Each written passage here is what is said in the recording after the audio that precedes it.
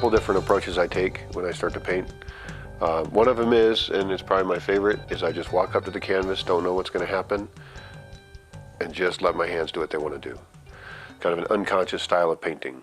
For me, there's not a lot, I don't have a lot of interest in technique as far as showing that I have some massive amount of control and I can, make something look really real. I'm interested mainly in composition and line and color. So that's one style.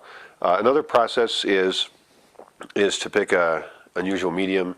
All the globular style paintings are with the canvas flat and you're just pouring paints onto it and then mixing them as you go. Again, just kind of editing and adjusting the process depending on what's going on. The first painting I made in that style that I liked was one called Internal Organs. So the globular series was kind of one phase. Then I was kind of stuck for a while and I went down to Cannon Beach, Oregon, and just isolated for a couple weeks and tried to break through some of these ideas about lines and why a line looks good or bad. And that kind of started the Doodle series in a sense, where you've got stronger lines and things interacting. Doodling is actually, I think, a key way to find out about your own personal art. And so for me, I doodled a lot, and then I realized, well, that would look better if it was 10 feet tall. I, had a job where I was in some meetings that were pretty boring, and so I'd start to draw and make forms and lines, and then I started wondering, why is this line bad? Why is that one good? And so how do these things all fit together in the patterns?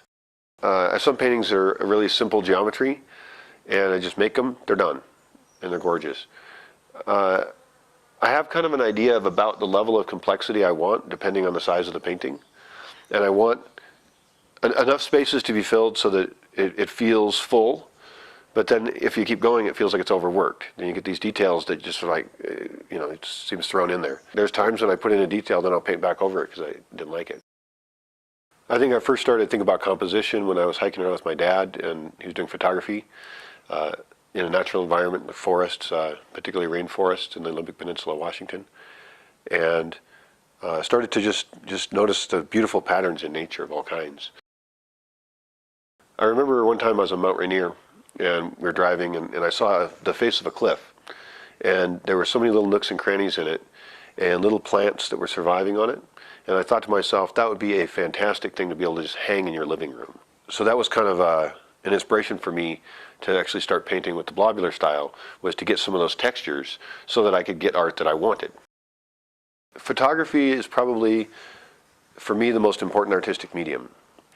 It allows really rapid compositional exploration, and then the paints are just fun. I mean, the colors are fantastic. I usually like to work pretty quickly. I like acrylics. I've played around with other ones, but I like acrylics because they're not toxic.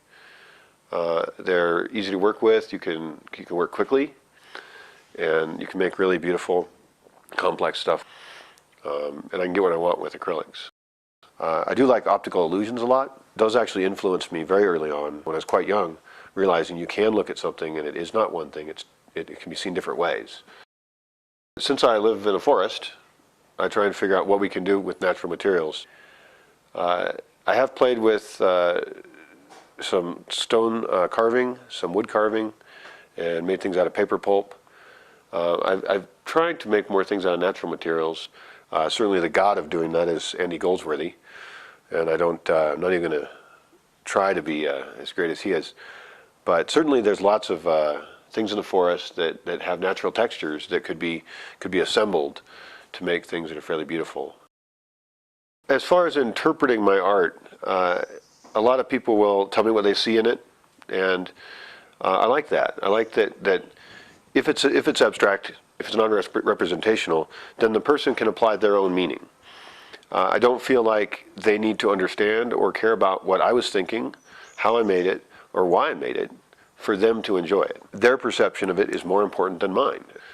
I do like it, and I specifically try and use lines that mimic organic forms or mimic human forms, sometimes face or body, because we're genetically programmed to respond to those kind of shapes. And so hopefully when you look at something, feelings and visions come at you, and it may be soothing or pleasant, or it could be disjointed or jarring. but hopefully then you can enjoy it however you want to. I think a great thing about the world as it is now is that people used to paint in isolation, and now with the internet we can be influenced by the entire world.